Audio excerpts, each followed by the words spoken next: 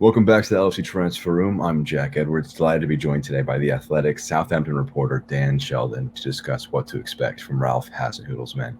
First off, Dan, thanks for joining me. How are you doing today? Yeah, really well, thank you. Thank you for having me on. Looking forward to it. So, kind of just broad view to start things off. 12 matches into the season, sit 13th on 14 points. When you look at how it's panned out now versus where you expected it to be before the season, how do you kind of view the start to Southampton's campaign? Yeah, I think they started well. There was obviously a lot of concern that they went into the first international break in October without winning a game. I think it was 6 or 7 games without a win. But they played Man City, Man United, Chelsea, Everton, West Ham, all difficult sides, and that it would only be fair to judge them when they were playing Burnley, Watford, Leeds, Aston Villa, and Norwich. Now, of those 5 games I just mentioned, they won 3 of them and just lost to Norwich at the weekend. So I think on a whole, it's been a steady start, a good start. They've recovered from not winning any games. They're about to go into another difficult run, starting with Liverpool at the weekend. But all in all, I think you can only look at it and say it's been steady and solid. You wrote after that Norwich match about how it kind of felt like it was sliding back almost to those first matches. Kind of what about that performance worried you or you didn't like compared to the wins before that? It was they dominated for 45 minutes. I know they went into the break at 1-1 and it was a really sloppy goal to concede, and they didn't. Their dominance counted for nothing at the end. They had 12 shots in the first half and just scored once. Now, for a team that wants to be competing for the top 10, that's just not good enough. They should be beating teams like Norwich. And the second half, they came out and Southampton were just a completely different team. They were poor. They were second to every ball. They didn't play with the same kind of endeavour that they had in the first half. So that to me was worrying. I think in looking back at it now, you have to add the context that once Norwich kind of got on top in the second half, Carrow Road kind of carried them forward in the sense that there's a new manager in the dugout, and it was almost like a perfect cocktail for Norwich. But what was disappointing was that Ralph Hasenhüttl, in recent weeks, he's been good at making changes off the bench, whereas before that was always a weakness of his. And against Norwich, it was almost like he'd slip back into making mistakes. He made strange substitutions. We could all see that Dean Smith had tweaked his formation and it just stifled Southampton, and Ralph kind of just sat there and didn't really react. So that was why I was disappointed. It's because they've shown in recent weeks that they can play a certain way, and yet against Norwich they reverted to type, which was not great. And you mentioned kind of the comparison results, this strong sides you face earlier in the year versus the weaker sides, and how the performances kind of mirrored that. What do you want to see changed against the Liverpool side and in the next upcoming run of tough fixtures to kind of get these results against the tougher sides?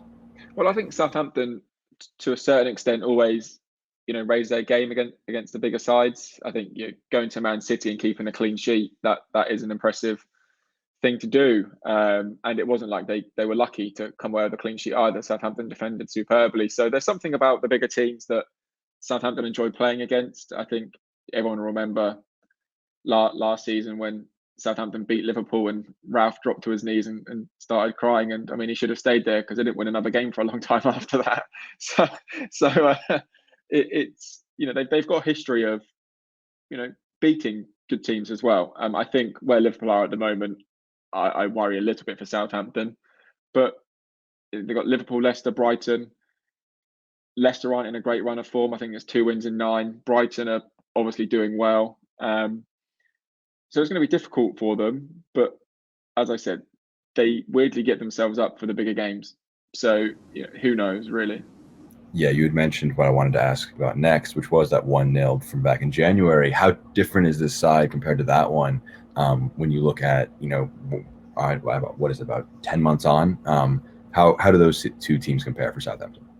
Well, they haven't got someone who can score the goal like Danny Ings did that night. That's for sure. He's obviously, as Liverpool fans will know, a good guy and a good player, a good striker. But in their defence, Adam Armstrong and Shay Adams have scored a couple of goals recently. Shay Adams is on a bit of a hot streak, and Ralph refers to him as like a ketchup bottle.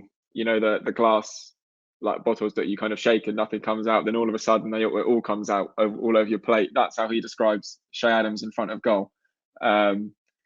So yeah, that Ings going is a big difference. But in terms of the team and the squad, you could argue it's a better squad now than it was back then.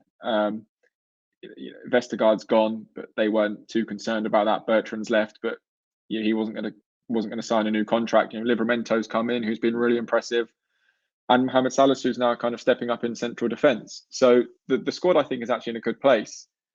Their problem is that they haven't got a striker who will take those half chances. And I mean, that chance against Liverpool really was a half chance, and Danny Ings was able to take it, and that's what they're missing. You kind of alluded to it, but I'm interested in the danger man for Southampton, the guy who could really pose Liverpool the most threats. Who's that in your eyes? Well, I think you split it between Shay Adams and Armando Broja. If I'm being honest, Broja on loan from Chelsea. I don't kind of like that phrase, natural goal scorer, but if any of them look like a natural goal scorer, it's probably more Broja. He seems to have that kind of, just that ability that if he sees the goal in his vision, he will have a shot. His goal against, I'm trying to think, who did he score? I can't remember now. It seems a while ago, but Theo Walcott had run through and was an option, but you just knew there was no way Broja was going to pass him the ball, and the angle wasn't great for him to score, but he buried it to the back of the net. So yeah, he is one I think that should concern Liverpool, because he's got a bit of everything. He's tall, he's quick, he's got a decent shot on him, but then Adams is in a brilliant vein of form, as we've seen with Scotland and Southampton over the past kind of 4 or 5 weeks. And when you look at what Liverpool could potentially try and exploit, what are some of the weak spots of Southampton that you're a bit worried about, that might be a spot that Klopp and Liverpool could try and pull on to try and get a result? Well, defensively, Southampton have been very good. They kept 5 clean sheets so far this season. So they've been compact at the back. I think if anything, Southampton shoot themselves in the foot because they can't score goals. That is, if you look at where they were at this stage last season, they'd score, after 12 games, they'd scored 24 goals and conceded 17. This season, they've scored 11 and have conceded 14. So defensively, they're better, but up front, they're just not good enough. And it's not a case of Liverpool target their defence or a particular player. I think Southampton are their own worst enemy because they just don't score the chances that come their way. And that's where they end up tripping up in these games.